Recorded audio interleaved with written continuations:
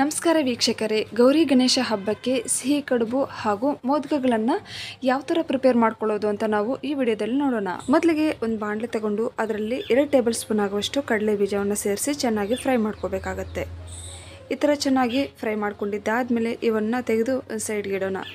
ನಂತರ 2 ಟೇಬಲ್ ಸ್ಪೂನಷ್ಟು ಕಡಲೆಪಪ್ಪು ಅಂತಂದರೆ ಪುಟಾಣಿ ಬೀಜ ಅಂತ ಕೂಡ ಕರೀತಾರೆ. ಸೊ ಇವನ್ ಕೂಡ ಲೈಟಾಗಿ ಫ್ರೈ ಮಾಡಿಕೊಂಡು ಒಂದು ಸೈಡ್ಗೆ ತೆಗೆದಿಡೋಣ. ಈಗ 1 ಕಪ್ಪಷ್ಟು ಬೆಲ್ಲ ತುರಿಯನ್ನು ತಗೊಂಡು ಇದನ್ನು ಕರಗಿಸ್ಕೋಬೇಕಾಗತ್ತೆ.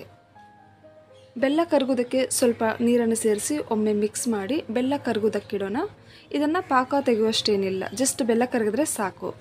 ಅಷ್ಟರೊಳಗೆ ನಾವು ಹುರಿದಿಟ್ಟಿರುವಂತಹ ಕಡಲೆ ಬೀಜ ಹಾಗೂ ಪುಟಾಣಿ ಬೀಜವನ್ನು ಸೇರಿಸಿ ಇದನ್ನು ಪೌಡರ್ ಮಾಡ್ಕೋಬೇಕು. ನೋಡಿ, ಈ ಥರ ಪೌಡರ್ ಮಾಡಿಕೊಂಡು ಇದನ್ನು ಒಂದು ಸೈಡ್ಗೆ ತೆಗೆದಿಡೋಣ. ನೋಡಿ, ಬೆಲ್ಲ ಚೆನ್ನಾಗಿ ಕರಗಿದೆ. ಈಗ ಇದನ್ನು ನಾವು ಶೋಧಿಸ್ಕೊಳ್ಳೋಣ. ಯಾಕಂತಂದರೆ ಬೆಲ್ಲದಲ್ಲಿ ಒಮ್ಮೊಮ್ಮೆ ಕಸ ಕಡ್ಡಿ ಎಲ್ಲ ಇರುತ್ತೆ, ಹಾಗಾಗಿ ಈ ಥರ ಬೆಲ್ಲವನ್ನು ಕರಗಿಸಿ ಶೋಧಿಸ್ಕೊಂಡ್ರೆ ಒಳ್ಳೆಯದು. ಸ್ನೇಹಿತರೆ, ನಾನು ಮೊದಲೇ ಹೇಳಿದಾಗೆ ಜಸ್ಟ್ ಬೆಲ್ಲವನ್ನು ಕರಗಿಸ್ಕೋಬೇಕಷ್ಟೇ, ಪಾಕ ಏನು ತೆಗೆಯುವಷ್ಟಿಲ್ಲ. ಕರಗಿಸ್ಕೊಂಡಿದ್ದಾದಮೇಲೆ ಈ ಥರ ಶೋಧಿಸ್ಕೊಂಡು ಈಗ ಇದರಲ್ಲಿ ನಾನು 1.5 ಕಪ್ಪಷ್ಟು ಕೊಬ್ಬರಿ ತುರಿಯನ್ನು ಸೇರಿಸ್ತಾ ಇದ್ದೀನಿ. ನೀವೇನಾದರೂ ಫ್ರೆಶ್ ಕೊಕೊನಟನ್ನು ತಗೊಂಡ್ರೆ ಒಂದು 5-6 ನಿಮಿಷ ಟೈಮ್ ಇಡಿಸುತ್ತೆ ಈ ಥರ ಮಿಕ್ಸ್ ಮಾಡ್ಕೊಳ್ಳೋದಕ್ಕೆ. ಯಾಕೆಂತಂದರೆ ಸ್ವಲ್ಪ ಗಟ್ಟಿ ಆಗಬೇಕು. ಹಸಿ ಕೊಬ್ಬರಿಯಲ್ಲಿ ತೇವಾಂಶ ಇರುತ್ತೆ, ಹಾಗಾಗಿ ಸ್ವಲ್ಪ ಟೈಮ್ ತಗೊಳ್ಳುತ್ತೆ. ಒಣ ಕೊಬ್ಬರಿ ಏನಾದರೂ ತೊಗೊಂಡ್ರೆ ಜಾಸ್ತಿ ಟೈಮ್ ಏನು ಇಡಿಸಲ್ಲ, ಒಂದು 4-5 ನಿಮಿಷದಲ್ಲೇ ಆಗೋಗುತ್ತೆ. ನೋಡಿ, ಈಗ ಪೌಡರ್ ಮಾಡಿಟ್ಟಿರುವಂತಹ ಕಡಲೆ ಬೀಜ ಹಾಗೆ ಪುಟಾಣಿ ಬೀಜದ ಪೌಡರನ್ನು ಸೇರಿಸಿ ಒಮ್ಮೆ ಈ ಥರ ಮಿಕ್ಸ್ ಮಾಡ್ಕೊಳ್ಳೋಣ. ಈಗ 1 ಟೇಬಲ್ ಸ್ಪೂನಷ್ಟು ತುಪ್ಪವನ್ನು ಸೇರಿಸ್ತಾ ಇದ್ದೀನಿ. ತುಪ್ಪವನ್ನು ಸೇರಿಸೋದ್ರಿಂದ ರುಚಿ ಕೂಡ ಚೆನ್ನಾಗಿರುತ್ತೆ, ಹಾಗೆ ಕೈ ಕೂಡ ಅಂಟೋದಿಲ್ಲ. ಹಾಗಾಗಿ ಈಗ ಫೈನಲ್ ಆಗಿ 1/4 ಟೀ ಸ್ಪೂನಷ್ಟು ಏಲಕ್ಕಿ ಪೌಡರನ್ನು ಸೇರಿಸಿ ಒಮ್ಮೆ ಇದನ್ನು ಚೆನ್ನಾಗಿ ಮಿಕ್ಸ್ ಮಾಡ್ಕೊಳ್ಳೋಣ. ನಾವು ಇದರಲ್ಲಿ ಕಡಲೆ ಬೀಜ ಪುಟಾಣಿ ಬೀಜದ ಪೌಡರನ್ನು ಸೇರಿಸಿದ್ವಲ್ವಾ, ಸೊ ಅದೇನು ಹಾಕಲೇಬೇಕಂತೇನಿಲ್ಲ. ನಿಮಗೆ ಇಷ್ಟ ಆದರೆ ಹಾಕ್ಬೋದು, ಇಲ್ಲಾಂತಂದರೆ ಸ್ಕಿಪ್ ಮಾಡ್ಬೋದು. ನೋಡಿ, ಇದು ಫೈನಲ್ ಆಗಿ ರೆಡಿ ಆಯಿತು. ಈಗ ಇದನ್ನು ಒಂದು ಸೈಡ್ಗೆ ತೆಗೆದಿಟ್ಟು ಒಂದು ಪ್ಯಾನ್ ಅಥವಾ ಯಾವುದೇ ಒಂದು ಪಾತ್ರೆಯನ್ನು ತಗೊಂಡು ಅದರಲ್ಲಿ 1.5 ಕಪ್ಪಷ್ಟು ನೀರನ್ನು ಸೇರಿಸಿ ನೀರು ಕುದಿಯುವಾಗ 1/4 ಟೀ ಸ್ಪೂನಷ್ಟು ಉಪ್ಪು, 1 ಟೇಬಲ್ ಸ್ಪೂನಷ್ಟು ತುಪ್ಪವನ್ನು ಸೇರಿಸಿ ಒಮ್ಮೆ ಇದನ್ನು ಚೆನ್ನಾಗಿ ಮಿಕ್ಸ್ ಮಾಡ್ಕೋಬೇಕಾಗತ್ತೆ. ಈ ಥರ ಕುದಿಯುವಾಗ ಇದರಲ್ಲಿ 1.5 ಕಪ್ಪಷ್ಟು ಅಕ್ಕಿ ಹಿಟ್ಟನ್ನು ಸೇರಿಸಬೇಕು. ತುಪ್ಪವನ್ನು ಸೇರಿಸೋದ್ರಿಂದ ಕಡುಬು ಒಡೆಯುವುದಿಲ್ಲ, ತುಂಬ ಚೆನ್ನಾಗಿ ಬರುತ್ತೆ. ನೋಡಿ, ಅಕ್ಕಿ ಹಿಟ್ಟನ್ನು ಸೇರಿಸಿದ್ದಾದಮೇಲೆ 2 ನಿಮಿಷ ಬಿಟ್ಟು ಫ್ಲೇಮನ್ನು ಆಫ್ ಮಾಡಿಕೊಂಡು ಚೆನ್ನಾಗಿ ಮಿಕ್ಸ್ ಮಾಡಿ ಒಂದು ಮುಚ್ಚಳವನ್ನು ಮುಚ್ಚಿ ಸ್ವಲ್ಪ ಹೊತ್ತು ಹಾಗೆ ಬಿಡಬೇಕಾಗತ್ತೆ. ಇದು ತುಂಬ ಬಿಸಿ ಇರುತ್ತೆ, ಹಾಗಾಗಿ ಕೈಯಲ್ಲಿ ನಮಗೆ ಮಿಕ್ಸ್ ಮಾಡೋಕ್ಕಾಗಲ್ಲ. ಸ್ವಲ್ಪ ಉಗುರು ಬೆಚ್ಚಗಾದ್ಮೇಲೆ ಇದನ್ನು ಮಿಕ್ಸ್ ಮಾಡ್ಕೋಬೇಕಾಗತ್ತೆ. ನೋಡಿ, ಇದು ಸ್ವಲ್ಪ ತಾದ್ಮೇಲೆ ತಣ್ಣಗಾಗಿದೆ, ಅಂದರೆ ಕಂಪ್ಲೀಟಾಗಿ ತಣ್ಣಗಾಗಬಾರ್ದು, ಸ್ವಲ್ಪ ಬಿಸಿ ಇರಬೇಕು. ನಾವು ಕೈ ತಾಕುವಷ್ಟು ಬಿಸಿ ಇರಬೇಕು. ಈಗ ಇದನ್ನು ಒಮ್ಮೆ ಚೆನ್ನಾಗಿ ನಾದ್ಕೋಬೇಕಾಗತ್ತೆ. ಇದನ್ನು ಒಂದು 10 ನಿಮಿಷ ಆದರೂ ಚೆನ್ನಾಗಿ ಈ ಥರ ಮಿಕ್ಸ್ ಮಾಡ್ಕೋಬೇಕಾಗತ್ತೆ. ಈಗ ಸ್ವಲ್ಪ ತುಪ್ಪವನ್ನು ಸೇರಿಸ್ಕೊಂಡು ಮತ್ತೊಮ್ಮೆ ಚೆನ್ನಾಗಿ ಮಿಕ್ಸ್ ಮಾಡ್ಕೊಳ್ಳೋಣ. ಈ ಥರ ಚೆನ್ನಾಗಿ ಮಿಕ್ಸ್ ಮಾಡ್ಕೊಳ್ಳೋದ್ರಿಂದ ಕಡುಬು ಒಡೆಯುವುದಿಲ್ಲ. ಇಲ್ಲಿ ನೋಡ್ಬೋದು ಎಷ್ಟೊಂದು ಚೆನ್ನಾಗಿ ಬಂದಿದೆಯೋ ಅಂತ, ತುಂಬ ಸಾಫ್ಟಾಗಿ ಬಂದಿದೆ. ಈಗ ಸಣ್ಣ ಸಣ್ಣ ಉಂಡೆಗಳಾಗಿ ಪ್ರಿಪೇರ್ ಮಾಡ್ಕೊಳ್ಳೋಣ. ನೋಡಿ, ಎಲ್ಲ ಉಂಡೆಗಳನ್ನು ಈ ಥರ ಪ್ರಿಪೇರ್ ಮಾಡ್ಕೊಂಡು ಇಟ್ಟಿದ್ದೀನಿ. ಇವು ಒಣಗ್ದಿರೋ ಒಂದು ಪ್ಲೇಟನ್ನು ಮುಚ್ಚಿಡೋಣ, ಇಲ್ಲಾಂತಂದರೆ ಒಂದು ಕಾಟನ್ ಬಟ್ಟೆ ಕೂಡ ಹಾಕ್ಬೋದು. ಈಗ ಒಂದು ಕವರ್ ಇಲ್ಲಾಂತಂದರೆ ಬಾಳೆ ಎಳೆ ತೊಗೊಂಡು ಕೈ ತೇವ ಮಾಡ್ಕೊಳ್ಳಿ, ಇಲ್ಲಾಂತಂದರೆ ಸ್ವಲ್ಪ ತುಪ್ಪವನ್ನು ಅಪ್ಲೈ ಮಾಡಿಕೊಂಡು ಮೇಲ್ಗಡೆ ಒಂದು ಕವರ್ ಇಟ್ಟು ಈ ಥರ ಪ್ರೆಸ್ ಮಾಡ್ಕೋಬೇಕು.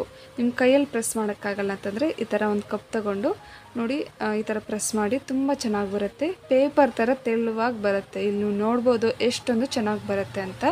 ನೋಡಿ, ಕೈಯಲ್ಲಿ ಪ್ರೆಸ್ ಮಾಡಿದ್ರೆ ಈ ಥರ ಬರೋದಿಲ್ಲ. ಒಂದು ಕಪ್ ತಗೊಂಡು ಈ ಥರ ಪ್ರೆಸ್ ಮಾಡಿಕೊಂಡ್ರೆ ತುಂಬ ಚೆನ್ನಾಗಿ ಬರುತ್ತೆ. ಸೊ ನೋಡಿದ್ರಲ್ಲ ಎಷ್ಟೊಂದು ತೆಳುವಾಗಿ ಬಂದಿದೆಯೋ ಅಂತ. ಈಗ ನಾವು ಪ್ರಿಪೇರ್ ಮಾಡ್ಕೊಂಡಿಟ್ಟಿರುವಂತಹ ಹೂರ್ಣವನ್ನು ಸೆಂಟ್ರಲ್ಲಿಟ್ಟು ಕೈಯಲ್ಲಿ ಈ ಥರ ಪ್ರೆಸ್ ಮಾಡ್ಕೋಬೇಕಾಗತ್ತೆ. ಸೊ ಇದು ಮೆತ್ಕೊಳ್ಳಿಲ್ಲ ಅಂತಂದರೆ ಸ್ವಲ್ಪ ತೇವ ಮಾಡ್ಕೊಳ್ಳಿ, ಇಲ್ಲಾಂತಂದರೆ ಸ್ವಲ್ಪ ತುಪ್ಪವನ್ನು ಕೈಗೆ ಸವರ್ಕೊಂಡು ಈ ಥರ ಪ್ರೆಸ್ ಮಾಡಿಕೊಂಡು ಒಂದೊಂದನ್ನೇ ಪ್ರಿಪೇರ್ ಮಾಡ್ಕೊಳ್ಳೋಣ. ಸೊ ಇದು ಕೈಯಲ್ಲಿ ಪ್ರಿಪೇರ್ ಮಾಡ್ಕೊಳ್ಳುವಂಥದ್ದು. ನೆಕ್ಸ್ಟ್ ಏನಂತಂದರೆ ನಾವು ಕರ್ಜಿಕಾಯಿ ಮಾಡ್ತೀವಲ್ವ, ಸೊ ಅದರಲ್ಲಿ ಕೂಡ ನಾವು ಕಡುಬನ್ನು ಪ್ರಿಪೇರ್ ಮಾಡ್ಕೋಬೋದು. ತುಂಬ ಈಸಿ. ಸೊ ಯಾವ ಥರ ಅಂತ ನಾವು ಇವಾಗ ನೋಡೋಣ. ಒಂದು ಉಂಡೆ ತಗೊಂಡು ನೋಡಿ ಈ ಥರ ಚೆನ್ನಾಗಿ ಕೈಯಲ್ಲಿ ಪ್ರೆಸ್ ಮಾಡಿಕೊಂಡು ಕರ್ಜಿಕಾಯಿ ಫ್ರೇಮ್ ತಗೊಂಡು ಅದರಲ್ಲಿ ಸೆಂಟ್ರಿಗಿಟ್ಟು ಸ್ವಲ್ಪ ಹೂರ್ಣವನ್ನು ಸೇರಿಸೋಣ. ನೋಡಿ, ಕವರ್ ಸಮೇತ ಈ ಥರ ಫೋಲ್ಡ್ ಮಾಡಿಕೊಂಡು ಲೆವೆಲ್ ಮಾಡಿಕೊಂಡು ಈಗ ಇದನ್ನು ನಾವು ಪ್ರೆಸ್ ಮಾಡ್ಕೊಳ್ಳೋಣ. ಈ ಪ್ರೆಸ್ ಮಾಡಿದಾಗ ಎಕ್ಸ್ಟ್ರಾ ಹಿಟ್ಟು ಏನಿರುತ್ತೋ ಸೊ ಅದೆಲ್ಲ ಬರುತ್ತೆ, ಅದನ್ನೆಲ್ಲ ನಾವು ರಿಮೂವ್ ಮಾಡಬೇಕಾಗತ್ತೆ. ಸೊ ನೋಡಿದ್ರಲ್ಲ ಎಷ್ಟೊಂದು ಪರ್ಫೆಕ್ಟಾಗಿ ಬಂದಿದೆಯೋ, ತುಂಬ ಚೆನ್ನಾಗಿ ಬಂದಿದೆ. ಅದೇ ಥರ ನಾವು ಮೋದಕವನ್ನು ಕೂಡ ಪ್ರಿಪೇರ್ ಮಾಡ್ಕೋಬಹುದು. ಮೋದಕ ಪ್ರಿಪೇರ್ ಮಾಡ್ಕೊಳ್ಳೋದಕ್ಕೆ ಮೋಲ್ಡ್ ಬೇಕೇ ಬೇಕಂತೇನಿಲ್ಲ. ಸೊ ಕೈಯಲ್ಲಿ ಕೂಡ ಪ್ರಿಪೇರ್ ಮಾಡ್ಕೋಬೋದು.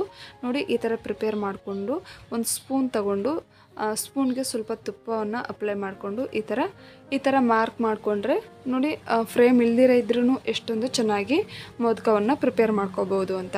ನೋಡಿ ನಾನು ಎಲ್ಲ ಮೋದಕಗಳನ್ನು ಈ ಥರ ಪ್ರಿಪೇರ್ ಮಾಡ್ಕೊಂಡಿಟ್ಟಿದ್ದೀನಿ. ಈಗ ಇವನ್ನು ನಾವು ಬೇಯಿಸ್ಕೊಳ್ಳೋಣ. ನೋಡಿ ಆವಿಯಲ್ಲಿ ಬೇಯಿಸ್ಕೊಳ್ಳೋದಕ್ಕೆ ಬೇಕಿದ್ರೆ ನೀವು ಇಡ್ಲಿ ಪಾತ್ರೆಯನ್ನು ಕೂಡ ತೊಗೋಬೋದು. ಇಲ್ಲಿ ನಾನು ಮೊಮೋಸ್ ಮಾಡುವಂತಹ ಪಾತ್ರೆಯನ್ನು ತಗೊಂಡಿದ್ದೀನಿ.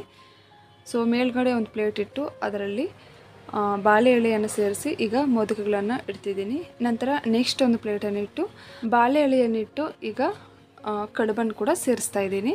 ನೋಡಿದ್ರಲ್ಲ ಒಂದೇ ಸಲ ಕಡುಬು ಮತ್ತು ಮೋದಕಗಳನ್ನು ಬೇಯಿಸ್ಕೋಬೋದು ಈ ಥರ ಪಾತ್ರೆಗಳಿದ್ರೆ. ನೋಡಿ ಇದನ್ನು 10ರಿಂದ 15 ನಿಮಿಷ ಬೇಯಿಸ್ಕೋಬೇಕಾಗುತ್ತೆ. ಕರೆಕ್ಟಾಗಿ 10 ನಿಮಿಷ ಆದಮೇಲೆ ನೋಡೋಣ. ನೋಡಿ ಕಡುಬು ತುಂಬ ಚೆನ್ನಾಗಿ ಬೆಂದಿದೆ. ಸೊ ಒಂದು ಕಡುಬು ಒಡೆದೋಗಿದೆ, ಯಾಕಂತಂದರೆ ಜಾಸ್ತಿ ಹೊತ್ತು ಹೊರಗಡೆ ಇಟ್ಟಿದ್ವಲ್ಲ, ಹಾಗಾಗಿ ಒಡೆದಿದೆ. ಸ್ನೇಹಿತರೆ, ತಿನ್ನುವುದಕ್ಕಂತೂ ಸೂಪರ್ ಆಗಿರುತ್ತೆ. ಸೊ ಈ ವಿಡಿಯೋ ಇಷ್ಟ ಆದರೆ ಪ್ಲೀಸ್ ಒಂದು ಲೈಕ್ ಮಾಡಿ. ಹೊಸದಾಗಿ ನಮ್ಮ ಚಾನಲನ್ನು ನೋಡ್ತಾ ಇದ್ದರೆ ಪ್ಲೀಸ್ ಸಬ್ಸ್ಕ್ರೈಬ್ ಮಾಡಿ, ಸಪೋರ್ಟ್ ಮಾಡಿ ಫ್ರೆಂಡ್ಸ್. ಮುಂದಿನ ವಿಡಿಯೋದಲ್ಲಿ ಭೇಟಿಯಾಗೋಣ. ವಿಡಿಯೋ ವೀಕ್ಷಿಸಿದ್ದಕ್ಕಾಗಿ ಧನ್ಯವಾದಗಳು.